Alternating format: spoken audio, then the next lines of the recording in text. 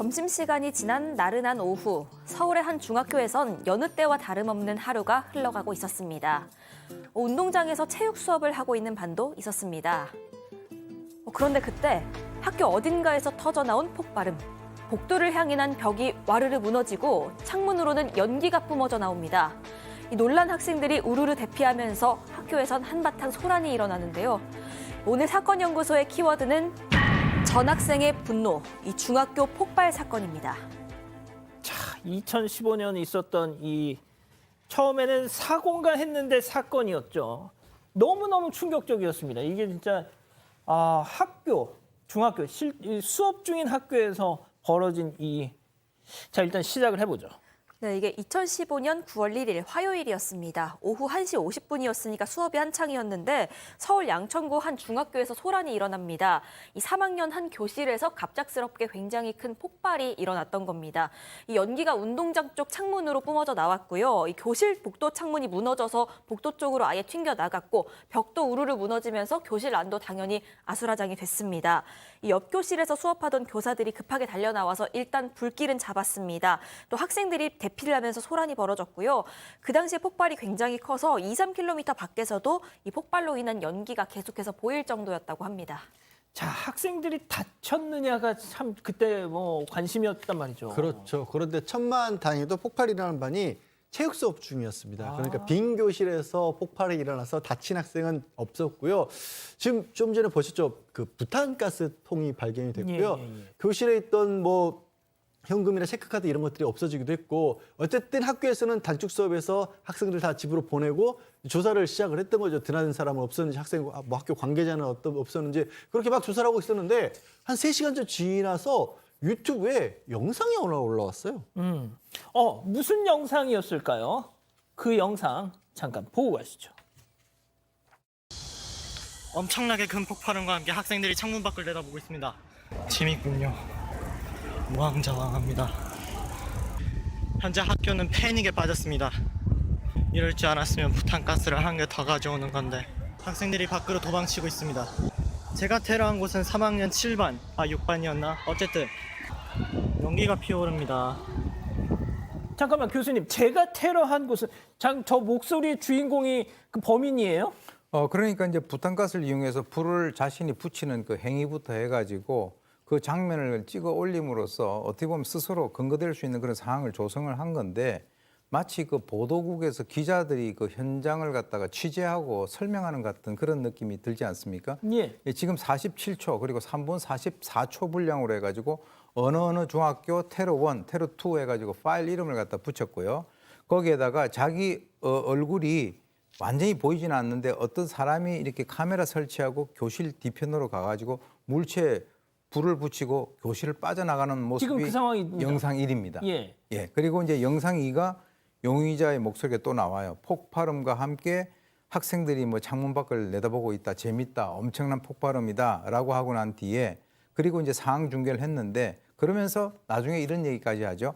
부탄가스, 이럴 줄 알았으면 부탄가스 하나 더 가져오는 건데 세상 물정 모르고 정신머리가 없어도 본인이 저런 행동을 갖다 하면서 본인이 잘못한지를 갖다 몰라서 저렇게 하는 것인지 이해가 되지 않습니다. 이야, 진짜 이게 박 변호사님도 이 사건 기억나시죠? 알죠. 기억납니다. 재밌군요. 하나 더 가져올 걸 이렇게 얘기를 했는데 영상을 올리니까 댓글들이 달렸어요. 이거 왜 자랑하려고 올렸냐? 이게 유튜브에 올랐던 그렇죠. 거죠. 당신 처벌받을 수 있다 하니까 본인이 자기가 대댓글을 답니다. 무슨 소리 하느냐. 내가 이 학교, 그 학교 다니던 학생이다라고 댓글을 달면서 죽이려고 터뜨리는 것이다라고 설명도 하기도 하고요. 또 너 잡혀간다. 또 댓글이 나오니까 뭔 소리 하냐. 누구 만들어 잡히냐. 나 아직 안 잡히고 있고 잘 있다. 이런 답변도 있었습니다. 그 이후에 경찰이 이 전학간 이 학생 찾으려고 하니까 이 영상에서 지금 뭐 하느냐 하니까 경찰에 쫓기느라 이 지하철 타고 도망치는 중이다. 이렇게 실시간 본인이 직접 중계하듯이 계속적으로 글을 남겼던 것입니다. 그러니까 이게 요즘처럼 유튜브나 SNS가 활성화된, 이게 8년 전만 해도 요즘처럼은 아니었잖아요. 그런데 8년 전에 유튜브로 방금 박 변호사님 말씀하신 것처럼 실시간 중계를 하면서, 심지어는 경찰 추격을 피해서 도망가면서 저 댓글을 달면서 하니까 저때 문화적 충격이 엄청났습니다, 저거. 네, 맞습니다. 그런데 그렇게 도망 다니다가도 또 10시간 만에 잡혔습니다. 그날 밤에 검거가 됐는데 잡고 보니까 이 학생 중학교 3학년 이모군이었습니다. 지금 모습이 나오고 있는데요. 실제로 폭발 사건이 발생한 그 중학교에서 1학년을 마쳤고 그 이전 해에 전학을 갔습니다. 서초구 소재의 다른 중학교로 전학을 간 상태였는데 일단 이 군은 지하철 4개 노선을 번갈아 타면서 도망을 쳤고요. 그러다가 서울 송파구의 한 공원에서 밤늦게 경찰에 붙잡혔습니다. 당시 공원 의자에 앉아 있다가 붙잡혔는데 별다른 저항은 없었다고 하고 경찰한테 엄마 얼굴 보니까 눈물 난다 라면서 후회하는 듯한 모습을 보이기도 했습니다. 그런데 검거 당시에 휘발유 들어있는 1.5리터 페트병, 또 라이터, 대형 폭죽, 막대기형 폭죽 같은 걸 가지고 있었고요. 도망치면서 흉기도 훔쳤던 것으로 드러났습니다. 그러니까 이게 그냥 뭐 불장난 이런 수준이 아닌 거예요.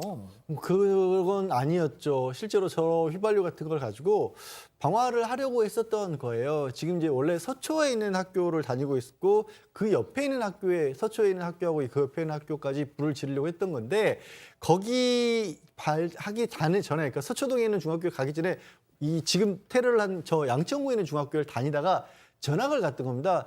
근데 조금 안타까운 거는 초등학교 때까지는 성적도 좋고 학급 회장도 하고 그랬답니다. 그런데 중학교 간 이후로부터 성적도 많이 떨어지고 교육 관계도 안 좋아지고 하면서 많이 삐뚤어진 거죠. 이게 좀 도를 넘어서 버린 거고 스스로가 SNS에 그렇게 올렸다는 거예요. 전학하고 나서 내가 망상증, 우울증에 시달리고 있어서 이런 일을 하고 있다. 이렇게 또 얘기를 했다라는 겁니다. 야, 그 교수님 그러면은 이 친구가 이 범죄를 저지르기 전에는 뭐 정말 온전했을까요? 그렇지 않습니다. 이전에도 이제 그런 그 유사한 시도가 있었어요. 이 부탄가스 폭발 범행을 일으키기 약 2달 전에 서초구 중학교 그 화장실에서 쓰레기통에다가 이제 불을 내는 등 그 문제 행동을 보였는데요. 전조가 있었군요. 예, 근데 그 당시에 불을 내도 좀 약간 특이하긴 했습니다. 물총에다가 휘발유를 넣어가지고 불 붙은 쓰레기통에 분무하는 소위 그 화염방사기 방식 방화를 시도해가지고 현장에서 바로 어떤 교사에게 발각돼서 실패했어요. 그런데 그때 당시에 이군이 뭐라 그랬냐면 나 인터넷에서 폭탄 제조법을 배웠다. 아이고야. 그리고 이 범행 영상을 갖다 인터넷 올린 것은 그 당시에 그 직전에 있었던 여러 가지 사건 중에서 미국 그 버지니아주에서 발생됐던 그 조승희 사건이 있지 네. 않습니까? 그 조승희 사건을 갖다 따라한 거다. 이제 이렇게 모방 범죄를 했다라고 얘기를 했고요. 그래서 이제 유튜브 동영상을 통해 가지고 범행 수법을 습득했고 조승희 동영상 같은 것도 참고했다. 그래서 등교 정지를 당했고 대안학교로 또 옮겨가게 됐던 거예요. 그래서 사건 당시에는 적응 기간을 갖고 있던 그런 중이었고 사건 당일날 첫 번째 등교가 예정돼 있었습니다. 그러니까 제가 방금 교수님 말씀하신 것 중에 조승희 버지니아 공대 총격 난사 사건 그걸 참고하고 그걸 또 뭐 동경했다 그때 엄청 쇼크였습니다 이거. 네, 그런데 사전에도 막을 수 있었던 순간들이 있었던 것 같습니다. 일단 학교 친구들이랑 원만히 못 어울려서 스트레스가 심했던 걸로 보이는데 이렇게 문제가 있긴 했지만요. 그렇다고 해서 뭐 심한 왕따를 당했다거나 학폭 피해자는 아니었던 것으로 알려졌습니다. 그런데 그 서초구 중학교에서 이 해에만 여러 차례 교사들에게 상담 신청을 했다고 합니다. 이 상담할 때 교사한테 뭐 애들을 흉기로 찌르고 싶은 생각이 든다 이런 얘기를 하기도 했고요.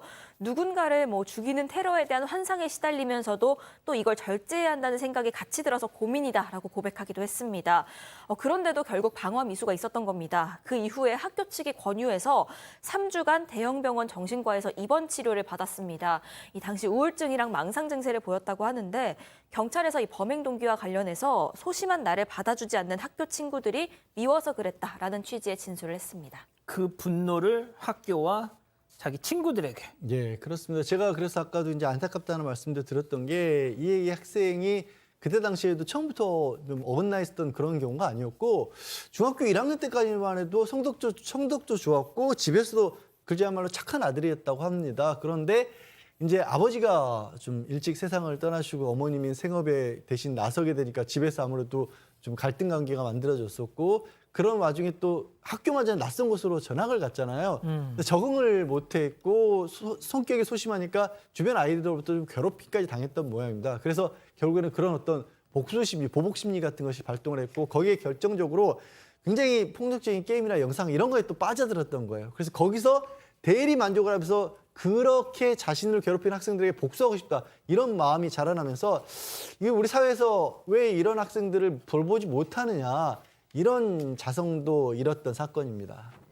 자, 드라마 모범택시에서 제가 제일 좋아하는 대사가 있습니다. 어리다고 죄의 무게까지 가볍진 않다. 처벌은 받아야죠. 그렇죠. 처벌 받아야죠.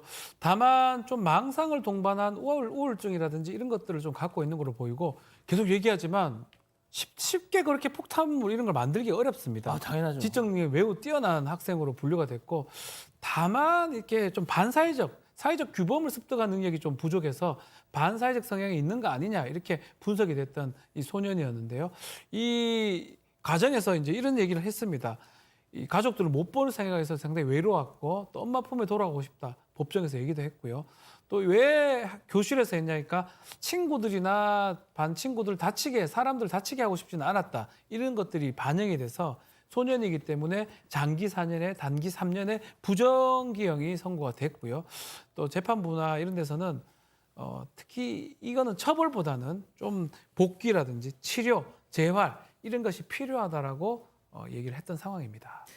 자, 보호시설이 위탁이 됐는지 소년원에 갔는지 이후 상황은 누구도 모릅니다.